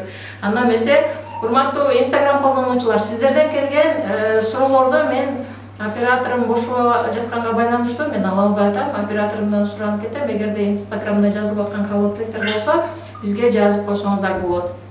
Же болбосо биздин WhatsApp номерге 8925-805-98-99 номерине жазып койсоңуздар, биз сиздерден келген суроолорду бүгүнкү биздин онлайн коногубуз Төкмө акын мугалим Идрис Айтыбаевга жеткиргенге аракет кылып атабыз. Анда эмесе биз эфирде андан ары уланталы. Идрис мырза, анда сөздү кайра сизге берели. Мекендештерге ушул бир эле Москвада эмес, Россияда эмес, Кыргызстанда эмес, жалпы эле дүйнөнүн ар кайсы жеринде иштеп же үйдө отурган мекендештерибизге дагы да өзүңүздүн жакшы кеңештериңизди бергенди улантсаңыз. Жаштарга кеңешимди уланта берейин. Дүйнөнүн бүтүндөй булуң бурчуна кадам жеткен жалпы кадыр бараттуу мекендештер, бир туугандарымдан өзгөчө сурана турган нерсе, өзүбүздү, өздүгүбүздү унутпасак, элибизди, жерибизди, эне тилибизди унутпасак, өзгөчө суранып кетем, жана балдарыбыз менен биргеликте көбүрөөк эне тилде баарлашып, маектешип, эне тилин унуттурбасак, анткени мен көбүнчө Россияда мекендештердин балдары менен жолугуп калдым, Түркияда жолугуп калдым, Германияда жолугуп калдым. ушул көбүнчө чет өлкөдө мекендештердин жаш кичинекей балдары менен жолукканымда бала бакча мектеп курагындагы жаш балдардын бардыгы эне тилинде сүйлөй албай калган. Тилекке каршы, мисалы үчүн Түркиянын өзүндө, Россиянын өзүндө да ушундай балдар көп кездешип атат. Германияда да өз көзүм менен көрүп калдым. Кыргыз тилин, эне тилин унутуп койгон. Ошондон жалпы ата-энелерден суранам, мектептен келген балдар дээрлик эң көп убактын ошол жергиликтүү элдин тили менен баарлашуу менен өткөрүп атат. Эртең менен чыгып кеткен бала кечинде укташ үчүн үйгө келет. Натыйжада окуудан чарчап келген бала сиздин жаныңызда сиз менен маектешпейт, тапшырма даярдайт, уктайт, турат, дагы кетет. Натыйжада эне тилде сүйлөшүү аз болгондун айынан эне тилин унутуп коюп атат. Ошондон жалпы мекенден алыста жүргөн жалпы мекендештерден суранам, балдарыңыздардын бардыгына үй бүлөдө эне тил менен баарлашууга талап кылып, эне тилди үйрөтүп, көбүнчө биз айтабыз, кыргыз тилин билем деп, жалпы ата-энелер моюнга алыңыздар. Биз кыргызча сүйлөштү гана билебиз, бирок кыргыз тилин билбейбиз. Кыргыз тилин билбейбиз, эне тилди билбейбиз. Ошондон жалпыңыздардан суранам, балдарыңыздарга эне тилин үйрөтүп, эне тилин ошол кадырын, баркын билдирип чоңойтуңуздар. Анткени Германиянын, Россиянын, Европанын өзүндө чоңоюп, ошол жерден азыктанган бала ала тоо үчүн жүрөгү сокпойт, жана ала тоого кайра келбейт, ал балдар ошол жакта калып кетет. Биз сиздерди мекенден алыска кеткен мекендештерден эмне деген үмүт менен ала тоодо эки көзсүз алаңдап карап отурабыз. Эмне ошол жакта окуган мекендештерибиз, ошол жакта иштеп аткан мекендештерибиз, ошол жактын тажрыйбасын, ошол жактан ийгилигин буйрса ала тоого алып келет деген үмүт менен отурабыз. А сиздер болсо ошол жакта калып кетип атасыздар. Ошондон мына ушундай кылбай мекенге кайра мейрим менен кайра келгенге аракет кылыңыздар деп суранып кетем. Ал эми жаштарга кеңешим, шайтандын сөзүнө алданмаңыздар. Ичин таза, жаман оюм жок, жөн эле доспуз, бар эле ушундай деген сөздөргө көнүп калдык. Азыркы учурда жаштардын мектеп окуучусундагы баланын сүйгөн кызы жок болсо уят деп калдык да. Студент баланын сүйлөшүп жүргөн кызы, студент кызы сүйлөшүп жүргөн жигити жок болсо уят деген деңгээлге чейин барып калды. Тагыраагы бүгүнкү заман адепсиздик кылып, адепсиздикти адептүү кылып көрсөтүп аткан заманга келдик. Бүгүн аялдар уятын сактасын дегендей эле бүгүнкүндө эркектер да өзүнүн эркектик ариетин, намысын сактасын. Жакшы көрүнгөн баягы сериалдарды токтотуу керек. Сериалдардагы жалганчы бактылуулукка алданып алып, сүйүү десе ушундай деп. Сериалдагы сахна башка, жашоодогу сахна башка. Кыз жигиттин романтикасын биз маданият деп көрүп калдык. О жок, кыз жигиттин жетеленип жүргөн романтикасы бул чындыгында арам күнөө болчу. Ошондон жалпыңыздардан суранат, махрам намахрам маселеси бар. Өзүңүздөрдү дейт атканыңыздар, бүгүн көргөн көз эртең сүйлөшкүсү келет. Сүйлөшкөн адам эртең көрүшкүсү келет. Көрүшкөн адам өшкүсү келет. Өшкөн адам андан аркы иштердин баардыгын кылгысы келет. Ошондон мына ушундай күнөөлөрдөн эhtiyat кылсаңыздар, колдун кири жууса кетет. Бирок ачык айтайын, уяттын кири, шерменденин кири, ар намыстын кири, адеттин кири жуусаң да кетпейт. Ошондон бүгүн зына кылган аялдарды жамандап атабыз. Шерменде уят болду. Ошол эле учурда ошол аял менен зына кылган эркек жөнүндө эч ким айтпай атат да. Тагыраагы зына кылып койгон аял эрге тийбей атат, бирок зына кылып күнөө кылып койгон эркек эртеси үйлөнгүсү келгенде бой жетип алган жаш кызга чекелек кыздар үйлөнүп атат. Өзүң ага чейин толтура күнөөлөрдү аттап өткөнсүң, толтура бирөөлөр менен арам иштерди аттап өткөнсүң. Ошондон Кудай Тааланын Кур'ан-ы Керимдеги аятын унутпаңыздар. Урматтуулар, бүгүнкү күндө Кудай Таала Кур'ан-ы Керимде эмне деди? Зынакор менен зынакор, тагыраагы ушундай күнөөкөр менен күнөөкөр үйлөнүп, абайлаңыздар, таза жүрүңүздөр деген Аллах Тааланын буйругу бар Нух сүрөсүндө. Ошондон бүгүнкү күндө коомчулукта заман өздү, аялдар айнытты, кыздар бузулду дегенге мен тең-тең эркек тарабынан алгым келет. Көчөдө жүрүп аткан сойкудай кийинип аткан кыздардын күнөөсү кызда эмес, ошол кыздын үйүндөгү атасында, ошол кыздын үйүндөгү акесинде күнөө бар. Кызды ошондой жолго кое бергендик. Демек, эркектер күнөөкөр буга. Ошондон кыздарга караганда бүгүнкү күндө эркектер сойку болуп барат. Урматтуу эркектер, өзүбүзгө келели. Жана өзүбүздүн кыздарыбызды, өзүбүздүн жалпы карындаштарыбызга эл чыгып, Кыргызда дагы бир макал бар. Кайсы элдин жүдөө көрсөң зайыбын, ошол элдин эрине койгон айыбын деген кеп бар. Ошондон жалпы эркектерден суранып кетем, келиңиздер, кыздарга, карындаштарыбызга эл чыгат. Мен учурдан пайдаланып бир ыр окуп берейин. Москвада жүргөнүмдө ошол карындаш кыздарыбыздан жанагындай бир кайгырып айткан сөзүнөн улам бир кыргыздын кыздарын кыргыздын жигиттери коргоштун ордуна кордоп жатат деп бир кыз ыйлап айтканынан улам анан бир жаздым эле, бир чыгарма жаздым эле. Кыргыздын жигиттерине жетсе экен деген бир темада жазганмын. Ошол ырды окуп берейин, кабыл алыңыздар. Жана жалпы жигиттер менден капа болбоңуздар. Мен өзүм баш болуп, келиңиздер жигиттер, көздү ачалы, өзүбүздүн кыздарыбызга, өзүбүздүн карындаштарыбызга ээ чыгалы. Ошолорго өрнөктүү өзүбүз бололу. Биз өзүбүз өрнөктүү болбогондун айнанда өзүбүздүн кыздарыбыз өзгөгө кетип калып атат. Ошон эмне биздин айыбыздан, эркектердин айынан. Эркектер үй бүлөнүн кожоюну бизбиз. Аялдын, бала чаканын жоопкерчилиги эркектин мойнунда. Ошондуктан жалпы эркектерге жетсе экен деген темада айрыкча чет өлкөдө жүргөн жалпы Кыргыздын кыздарына ээ чыгып, карындашым кандайсың? Жакшы жүрөсүңбү? Кыйынчылык жокпу деп бир аки катары, бир ини катары жардам колун сунуп, аны колдоп, кордобостон аны коргоп жүргөн жигиттер көбөйсүн. Анда менин чыгармам жигиттерге жетсе экен деген чыгарма, кабыл алыңыздар. Анда эмесе биз сизге дагы көңүл бурабыз кайрадан. Менен айгырлар короосун карап корохтойт. Чоочун короз айгырды байталына тобуна бирин дагы жолотпойт. Айбандан айтып акынын айтчу оюн толуктайт. Ачууда болсо айтайын азыр кээ-бир жигиттер айбан чалып болушпайт. Коркулуп кыргыз кыздарын карашып турат, корушпайт. Манты булак балдар бар, манкасын кээде тарталбайт.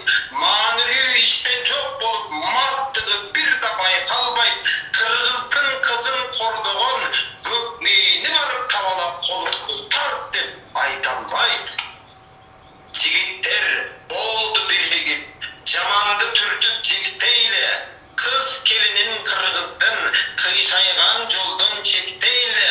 Чоң сүйүлүп бир иш аткарбай, чоочуңдан кызың аткалбай, чочко болуп кетпейле деп жазган болчу. Жакшы, таасирлүү жазылган ырлардын бири экен. Чындыгында сиз айткандай ар бир жигитибиз, ар бир биздин коргоочубуз жигиттер бизди кордобостон коргоп берсе, кыздарыбыз дагы көп бактылуу болгонго жетишмекпиз. Бир эле кыздар бактылуу болгондо эмес, жалпы эле ошол мамлекет, жалпы өлкө, жалпы бактылуу болгонго жетишмекпиз. Эң туура маселени көтөргөнсүз, эң туура Ушул жерден дагы нерсе кошумча салайын. Биз жигиттер ала тоодон алыска кеттик. Максатыбыз үй салсам экен, бала чакамды жакшы карап үй салып алсам экен, кыйналбай, батирден батирге жүрбөй үй салып алсам экен деп алыска барып, үй салып деген үмүт менен ошол жакта башка бирөөгө үйлөнүп алып, үй салышына ары турсун, биякта турган жап-жашына үй бүлөсүн бузуп алган эркектер жана аялдар көп экен. Ошондуктан жалпыңыздардан суранам, мекенден бул жактан алыска эмне деген үмүт менен кадам аттаткан болсо, ошол үмүттү ишке ашырганга чейин бири-бириңиздерди этият кылып жашаңыздар. Шайтандан нафсиге алданбаңыздар. Аялың болуп туруп башка чоочун менен жүрүп кеткен эркектер эсиңе келгиле. Күйөөң болуп туруп башка бирөөнүн колтугуна кирип кеткен аялдар эсиңерге келгиле, этеңиңерди жапкыла, эсиңер менен болбосо айларга кайткыла адеттүү болгула. Ошондуктан бизге бирөөнүн бүгүн үйү өрттөнүп аткан үйдү сактап атабыз, бирок бирөөнүн үй бүлөсү бузулуп аткан үй бүлөнү сактабай атабыз. Ошондуктан бизге үйүң болбосо болбосун, бирок үй бүлөң бузулбасын, үй бүлөнү этият кылгыла. Үй бүлө бул эң маанилүү, эң кыйын мекеме. Курулушу өтө кыйын, бирок бузулушу өтө оңой болгон үй бүлөнү этият кылыңыздар деген келди жалпы мекендештерге. Үй бүлөнү этият кылалы, балдарыбыз жетим жесир болбосун. Үй бүлөнү этият кылалы. Ата-энебизден эл караган жүзүн жер каратып койбойлу. Чоң рахмат. Жакшы. Бизде бул жерде дагы бир суроо бар экен. Сабырдуулук, таксып, сабырдуулук тууралуу эмнени айта аласыз дептир. Бул менин байкашымча үйдө отурган мекендештерибизди сабырдуулукка чакырган учурго деп ойлойм. Чоң рахмат сабырдуулук тууралуу. Урматтуу Бертуанов, башыңызга түйшүк түшкөн кезде, жакыныңыздан айрылган кезде сабыр кылып, өзүңүздү тута билип, ибадат дуаңызды кылсаңыз мынаны сабыр дейт. Жок, жакыныңыздан айырылган кезде ыйлап, чачыңызды жугуп, көйнөгүңүздү тытып ыйлап, көкүрөгүңүздү ургулап ыйлап, бакырып ыйлап, акырында мен демек ыйласам да бары өлгөн жакынын тирилип келген жок деп эми унчукпай отуруп калабыз түштөн кийин. Бул учур сабырга кирбейт. Бул жөн гана айла жоктун айынан чыдашка кирет. Ошондуктан түйүшүк башыбызга түшкөн моментте сабыр кылсак, мына уну сабыр дейт. Эми бүгүнкү күндө мекендештер, жалпы ала тоо эмес, аалам бүгүнкү күндө апаттын айынан бардыгыбыз карантинге камалып калдык. Эми ушул учурда өзгөчө сабыр керек. Өзгөчө ушул учурда сабыр керек. Биз мына ушул моментке келгенде тилибизди тыйып, өзүбүздү тыйып, өзгөлөрдү дагы жакшы жак өзгөрүшүн өзүбүздү себепкер кылып пайдалансак пайдаландык, болбосо телефон, интернетке кирип алып, көрүнгөн бузукулукту жаппастан сабыр менен үйдө өзүңдү тарбиялап эптеп калабыз. Бүгүнкү күндө караңыздар, мынау коронавирус апаттын келгендигинин айынан ала тоодо адамдардын кимдин ким экендиги белгилүү болуп калды. Керек болсо вирус Ачыдан келди де динге, исламга асылып отуруп, динден чыгып кеткендей коркунучка жаратып алдык адамдарды. Караңыздар, Италияны кара, Португалияны кара, ошол эле учурда Испанияны кара, Американы кара, бүтүндөй мамлекеттерди караңыздар. Мына бул жакта Кытайды караңыздар. Вирус Ачыдан келди деп аткан жери жок ада. Вирус мына мамлекеттен келди деп аткан жери жок ада. Вирус келди, бул учурда элди экиге бөлгөн жери жок. Бири-бири менен мусулман, кафир, теңирчи болуп бөлүнгөн жери жок. Анар ушул учурда эмне кылып элди сактап калсак болот, эмне кылып ала тоону аман мекенди сактап калсак болот деген дат менен даттанып отурса, а биз болсо сиз менен бизге барыштын ордуна сен менен менге барып, керек болсо динден динге алып, ашадып сөгүп моундай деңгел, ушунчалык төмөн деңгээлде бар экендигин көрсөтүп коёбуз. Карантинде камалып отуруп, өзүңдү оңдоштун ордуна, акыретиң жөнүндө ойлонуп калыштын ордуна, ибадатың жөнүндө ойлонуп калыштын ордуна, толтура кемчилик күнөөлөрүң бар толук кылып калыштын ордуна көрүнгөндү жамандап турат. Мына кечээ күнү тиги Шавкат Бухарский деп отурабы, өзбек бир тууганыбыз тиги кыргыздарды момунтуп койдум деп анысы тиги, анысынан берки аны менен эсептешип отуруп, керек болсо улуттардын арасындагы багында бир чачкан апатка чейин барып, бири-бирибизди күлүүгө чейин апарып коюп отурабыз.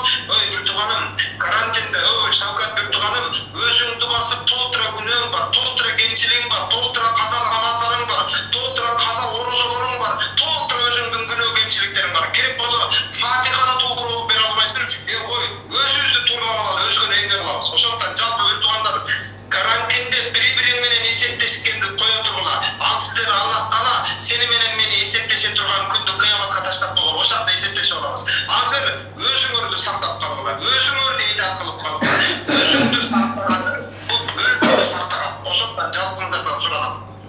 Улуттун жаманы болбойт. Бир улуттан устун жери жок. Аллах Таала Кур'ан-ы Керимде биз адамдарды улут раса кылып жараттык, максатыбыз бири-бири менен катташсын деген мааниде жараттык. Бул Аллахтын буйругу. Ошондуктан бир жаман адамдын айынан бүтүндөй улутту жамандабаңыздар, тилиңизде бейбет кылыңыздар.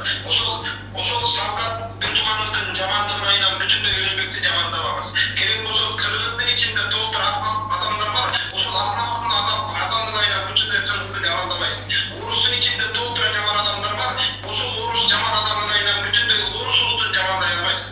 Немистин ичинде жаман немис бар. Ошол немистин айынан бүтүндөй немисти жамандай албайсың. Демек урматтуулар, бир адамдын айынан бир бүтүн улутту жамандаганда тилиңиздерди тыйып, өзүбүздү гана эйтат кылып, өзүбүздү өзгөртүп, өзүбүздү сактап алсак деген гана жеке сунушум. Карантинде көрүнгөн менен карате болбой, карантинде өзүңөрдү илим, билим менен жан дүйнөгө сурап калгыла. Болбосо эртең кеч калабыз. Бүгүн бизде конокто белгилүү төкмө акын, мугалим, оратор Ыдырыс Айтбаев конокто болду. Суроолоруңуздар болсо дагы да күтөбүз. Бизди Instagramдан, Facebook'tan, Одноклассники, YouTube каналдарыбыздан көрүп турган мекендештерибизге дагы да болсо, калоо тилектер болсо, сунуштар болсо, суроолор болсо берсеңиздер болот. Биздин WhatsApp номерди кайталап дагы өтөйүн. 8925 башка аймактан чалып аткандарга +7 менен чаласыздар. +7 925 805 98 99 номерине WhatsApp'tan жазсаңыздар, биз түз эфирден бүгүнкү биздин коногубуз Ыдырыс Айтбаевга бергенге аракет кылабыз. Сиздерден келген суроолорду албетте. Бул жерде Жанна Сабаева деген биздин акын эжекебиз бар, Москвада суроо берип атыптыр сизге. бар бол Идрис, эң туура айтып жеткир баарына деген өзүнүн калып тилегин жазып өтүптүр. Биз андан ары эфирди уланталы дагы да болсо сиздерден жакшы суроолорду, жакшы кеңештер болсо, суроолор болсо Идрис Айтбаевга бергенге жетишип калыңыздар, түз эфирдесиздер. Анда эфирди уланталы. Идрис, эгерде сизде ошол мүмкүнчүлүк болсо, башка өлкөлөргө кандай бир программалар менен чыкканга мүмкүнчүлүк болобу, ушул темалар тууралуу дагы да болсо, балким мекендештерибизге тарбиялык мааниде маалымат жеткириш керек да, туурабы? Ошондуктан сизде ошол буюрса бул күндөрдү дагы өткөрүп алабыз, сыноодон өтөбүз. Анан эртең жакшы күндөр келгенде барганга мүмкүнчүлүк болобу. Себеби бул жерде мекендештерибиздин бирөөсү жазыптыр, кайсы өлкөдөн жазганы белгисиз, бирок Европа өлкөлөрүнүн коду турат, ошо +44 дейт, ошол кайсы жактан экен белгисиз. Барганга мүмкүнчүлүк болобу. Буюрса, насып кылсын, баралы. Мен азыр жолушу Москвага барып келдим, карантинге чегип. Буюрса, бул заман жакшы тынчып, чегаралар ачылып, жакшы күндөр али алдыда. Буюрса, ошол күндөрдө сиздер чакырыңыздар, биз да барып өлкө кыдырып, өзүбүздүн мекендештерибиз менен, бир туугандарыбыз менен жолугуп, баарлашып, Алла Тааланын саламын алып, алардын сагынычын кайра желкебизге жүктөп мекенге келип, бизге насип этсин. Биз элдин улубуз, элдин кызматындабыз. Жакшы адамдардын суранычы биз үчүн буйрук менен барабар. Мына бул жакта Супара каналы менен байланышып, ушундай бир сонун бир маек курса, ушундай бир максаттар бар экен деп мага Кыргызстанда Айтмат бир тууганыбыз бар, досубуз бар, мына ошол киши кайрылып калды. Негизи жакшы адамдардын суранычы буйрук менен барабар. Биз элдин суранычын ар дайым буйрук иретинде элге кызмат кылуучу даярбыз. Ал эми достор дедим, анда мен бир чыгарма Достор бар деген чыгармамды ушул Айтмат досубузга жана жалпы мекенден алыс жүргөн мекендештер досторго арнап окуп берейин, кабыл алыңыздар өзүмдүн чыгармам. Рахмат, анда сизден жакшы чыгарма. Биз сөз түрдө жашыбыздын тең болушу, же бир класста бир партада отурушу шарт эмес. Ошондуктан дос дегенде максат, ниеттин, каалоо, тилектин бир жерден чыгышынын өзү дос болгонго жетерлик. Андыктан Достор бар деген чыгармам, достордун жакшы жана жаман достор бар экен деген экөөнү бирдей бир сапта кармап алып кеттим. Анда кимде кандай достор бар экен деген менин чыгармамдан бир укканча өзүңүздүн досторуңузду бир сарасеп кылып анализдеп алыңыз. Бүгүнкү күндө достордун ушунча саны бар деп мактанбай, достордун сапаты менен мактанууңуздарды суранып кетем. Инстаграмда ушунча миң подписчигим бар, Фейсбукта ушунча миң досум бар, YouTube каналда ушунча миң подписчигим бар деп мактана турган заман эмес. Аллах сактасын, башыбызга бале келсе, ошончо миң подписчиктин бирөөсү жаныңызга келип жардам берип койбойт. Ошондуктан достун саны менен мактанбай, достун сапаты менен мактаныңыздар. Чыныгы адамга, чыныгы жалгыз бир достун өзү жетет. Ачык айтайын, эки дос ашык жабык турат. Андыктан жалпыңыздардан суранам, ушунча дос кыл демекчи эмесмин. Досуңардын сапатына көңүл бургула, сапаттуу доско көңүл бургула. Анда чыгармамды баштадым, достор. Достор бар, доорумду сүрө турган, достор бар, үстүңдөн күлө турган. Достор бар, ооруңду сезип турат. Достор бар, бооруңду эзип турат. Достор бар, баткактан сууруп чыгат. Достор бар, башыңды кууруп чыгат. Достор бар, көңүлүң ачып кетет. Достор бар, кайгырсаң качып кетет. Достор бар, алыстап кеткиң келбейт. Достор бар, кыйналсаң эч ким кетпейт. Достор бар, мектептен кошулбаган. Достор бар, жаныңда отурбаган.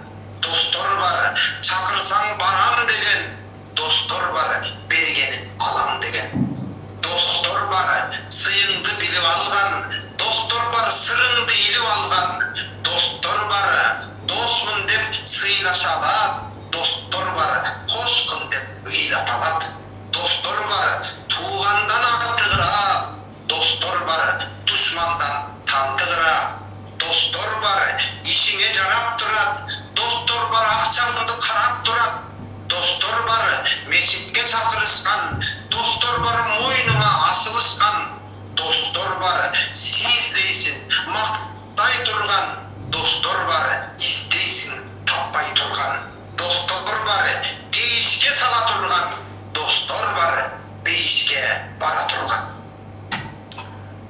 жакшы. Мына урматтуу достор, сапаттуу досуңуз болсун деп бүгүнкү биздин онлайн коногубуз Идрис Айытбаев айтып өттү. Өзүнүн аябай курт жазылган ырында.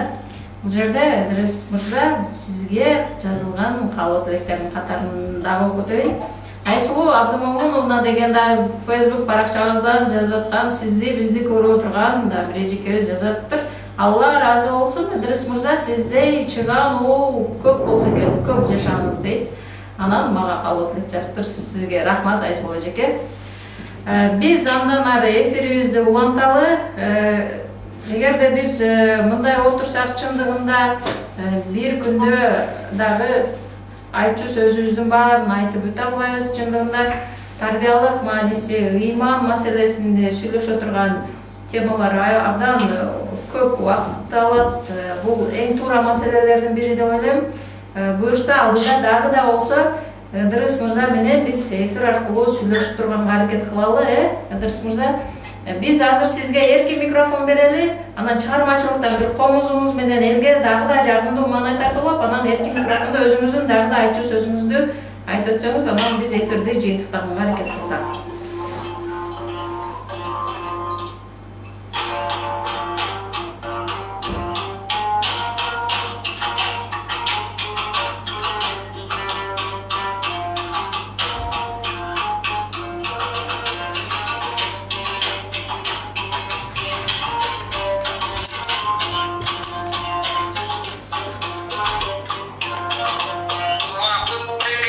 Uçkan kuş zımırap ketip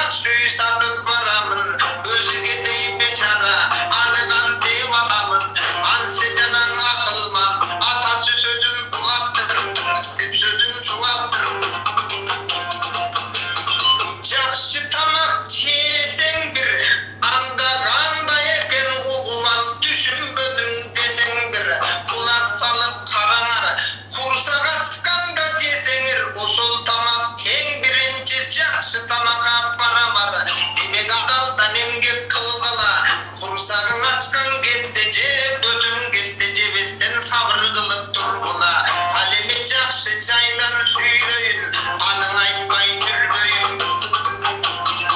Эшеде териң эмгектен, жумуштан чарчап оттасаң, ошол жериң жакшы экен, ал жериң эң жакшы жерден аст экен. Эмгектен уктап жатканың бул башыңда дөөлөт бакт экен. Машина айдап баратсаң, жумуштан чарчап келере, машинадан укташып ошол жерде таң аткан. Андан сулуу шайтан караңар, ошол иштеген жерде уктаса, ошол жер жакшы жер менен барабар. Дал ошонун сыңары, кээде Мадина нече сиз дагы жумуштан сыртка чыкпайсыз. Супаранын эмгегине эфирге даярдап жатканда кээде креслодон уктайсыз. Ошол турган кресло эң жакшы жер билиңиз.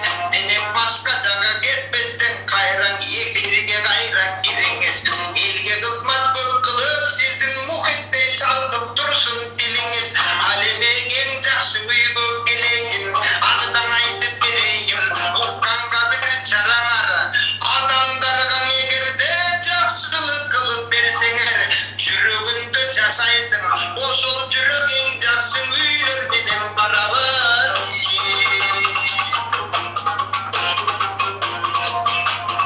Андыктан биздин угуп жаткандар, хабалдан тамак тапкыла, албемең алла деп жолду баскыла, жаман бир жолдон качкыла. Жаманга кадам таштаба, жаның чыгып жатса да ийрини түз деп мактаба. Эне сүтүң барыңар, актай турган болоду, жалкоолонуп төшөктө жаппай турган болоду. Ана тоолуу мекенде аламды колго берсе да сатпай турган болоду. Мекенди сүйүң ыймандан, мекенди сүйүп жүргүлө, ана сол сүйүү туугандар бүт сүйүүдөн жогору.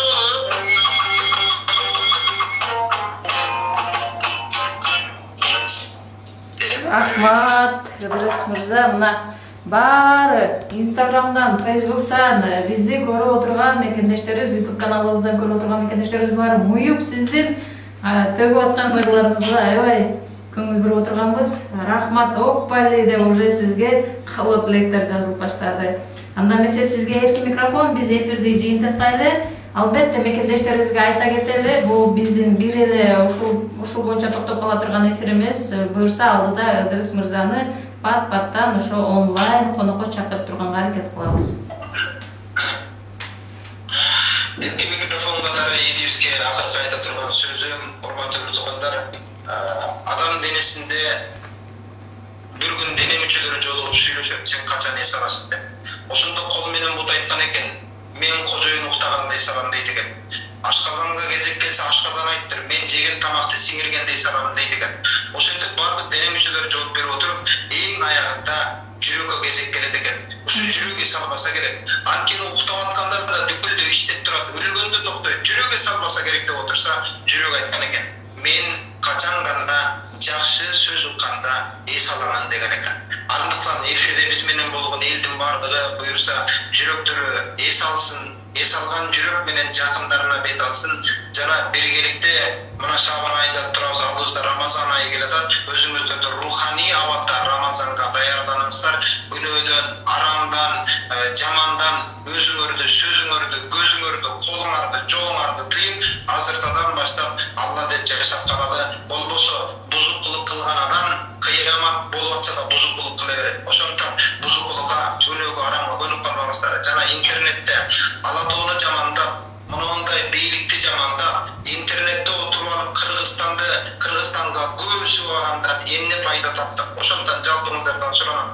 Кеп кеңешиңиздерди, пикириңиздерди, өзүңүздөрчө идея, максатыңыздарды бериңиздер. Болбосо жөн эле өлкөдөн өзгө жерде туруп алып өлкөнү жамандаганды токтотсок. Анткени интернетте, YouTube'да көбүнчө мекенден алыс жүргөндөр YouTube'да кирип атабыз.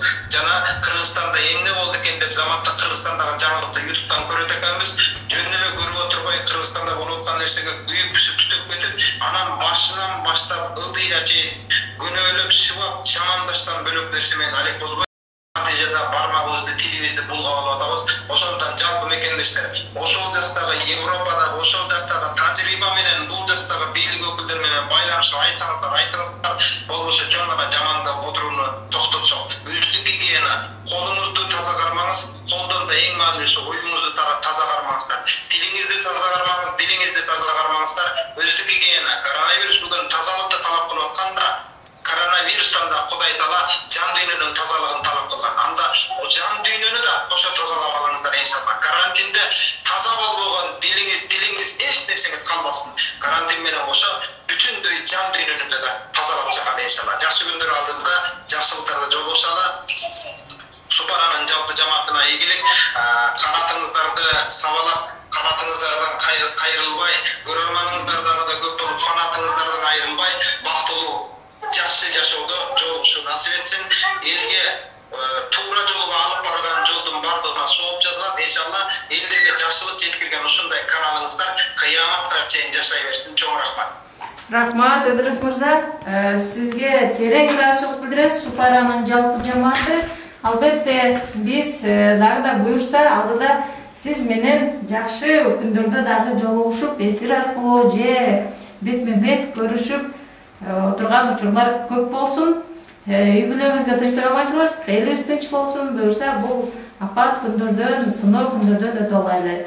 Ушунча убактыңызды бөлүп, жалпы дүйнө жүзүндө сизди көрүп отурган мекендештерибизге ушундай жакшы кеңештериңизди берип, өзүңүздүн жакшы чыгармаларыңызды ардаганыңыз үчүн сизге терең ыраазычылык билдиребиз.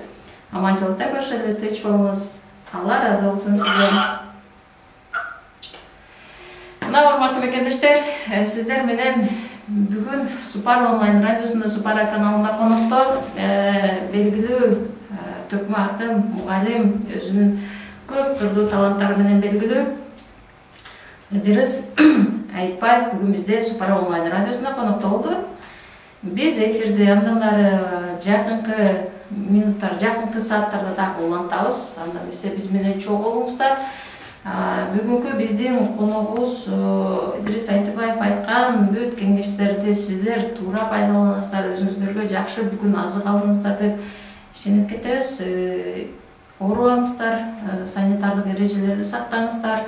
Ошону менен бирге эле ошол жеке гигиенага дагы көңүл буруп, көчөгө чыкканда маска тагынып, антисептиктерди колдонуп, үйгө киргенде колду бат-баттан самындап жууп, ошону менен бирге эле үйдү тез-тез тазалап, жана орусча айтканда влажный уборка кылып турсаңыздар болот. Иммунитетти көтөрө турган витаминдерди, С витамин көп тамактарды, мөмө жемиштерди жеп туруңуздар. Бул витаминдер С витамини пиязда, апельсинде, сары түстүү мөмө жемиштерде деп тамашалап айта кетейин. Андыктан С витаминдерин көбүрөөк колдонууга аракет кылыңыздар. Ошону менен бирге эле жагымдуу, маанай такылган, жакшы маалыматтарды алганга аракет кылыңыздар. Бүгүнкү коногубуз айткандай, жалпы өзүңүздөргө, жан дүйнөңүздөрдү тазалаганча, азык алганча карантинди бекер өткөрбөй, жөн эле жатып туруп бес алып атам деген эмес. Пайдалуу кеңештерди колдонууга аракет кылыңыздар. Биз эфир аркылуу кайрадан жолугушканга чейин сиздерден ушу бир тыныгуу сурайбыз. 1-2 саат аралыкта дагы бир эфирге чыкканга аракет кылабыз. Анткени алдында дагы бир коногубуз бар. Ал биздин мекендешибиз Кореяда, Түштүк Кореяда иштеп жүргөн мекендештерибиздин арасында менин кесиптешим Эрик Жумабаев бүгүн бизде онлайн эфирде конокто болмокчу. Албетте ал дагы өзүнүн кеңештерин Кореяда иштеп жашап жүргөн мекендештерибиз тууралуу, Кореядагы абал тууралуу, ал дагы өзүнүн пикирлерин, кеңештерин бөлүшмөкчү. Андыктан биз сиздер менен коштошпойбуз. Кайрадан эфир аркылуу жолугушканга чейин саламатта туруңуздар. Көңүл бурганыңыздар үчүн чоң рахмат. Эфирде мен Мадина Саттар болдум. Саламат туруңуздар.